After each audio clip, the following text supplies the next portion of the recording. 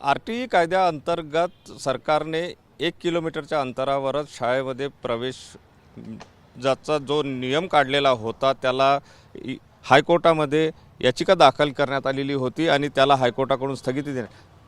आपल्यासोबत ॲडव्होकेट बोधी रामटेके आणि चटप आहेत। काय नेमकं हायकोर्टाने सांगितलं, काय तुमची याचिका काय होती? निश्चितच जवळपास 12 फेब्रुवारी 2026ला राज्य सरकारने एक शासन निर्णय निर्गमित करून राहत्या घरापासून केवळ 1 किलोमीटरवरील अंतरावरील शाळेतच आपल्याला राईट टू एज्युकेशन म्हणजे RTEचे प्रवेश मिळवता येईल अशी अन्यायकारक नियम लादले होते।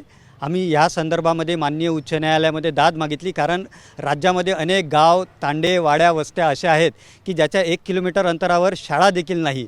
अशा परिस्थितीत विद्यार्थ्यांना शिक्षण हक्कापासून वंचित राहावं लागू शकतं।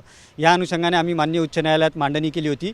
माननीय उच्च न्यायालयाने आज या निर्णयाला स्थगिती दिल्यामुळे राज्यातील हजारो विद्यार्थी व पालकांना दिलासा मिळाला आहे असं मला वाटतं।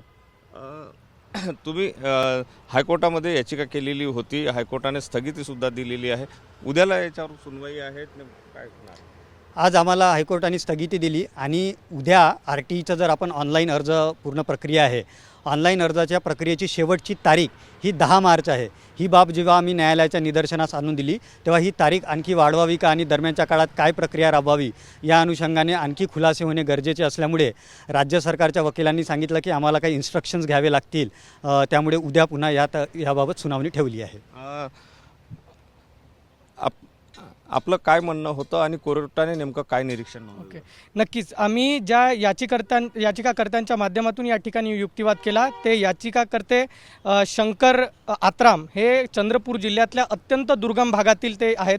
त्यांच्या मुलाला आता प्रवेश घेण्याचा होता, पण अशा परिस्थितीत त्यांच्या दुर्गम गावामध्ये 1 किलोमीटरच्या रेडियसमध्ये कुठलीही शाळा त्या ठिकाणी नव्हती, म्हणून त्याच्या माध्यमातून आम्ही या ठिकाणी ही याचिका दाखल केलेली आहे। आणि आमचं म्हणणं हेच होतं की ही जी अट या ठिकाणी शासनाने लावली आहे ती असंवैधानिक आहे आणि बेकायदेशीर आहे, हीच आमची या ठिकाणी मागणी होती। दुसरी महत्त्वाची बाब म्हणजे या एकंदरीतच निर्णय देत असताना, युक्तिवाद होत असताना न्यायालयाने सुद्धा हे नमूद केलं की या ठिकाणी राज्यभरातील जिल्हा परिषद शाळांची परिस्थिती फार बिकट आहे। अनेक शाळांमध्ये शिक्षक नाही, मूलभूत सुविधा नाहीत।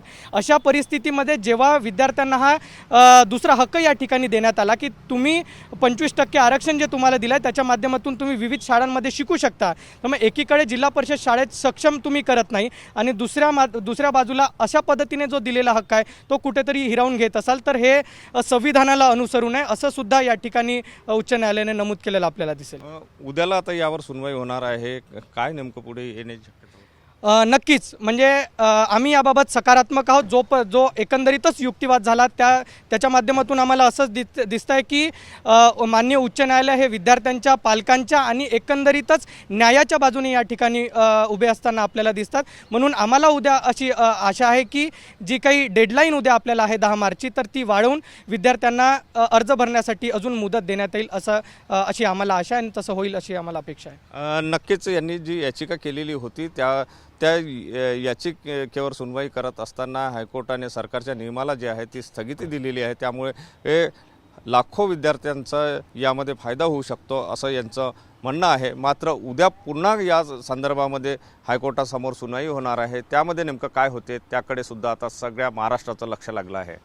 कॅमेरामन साईसह सुनील ढगे, TV9 मराठी, नागपूर।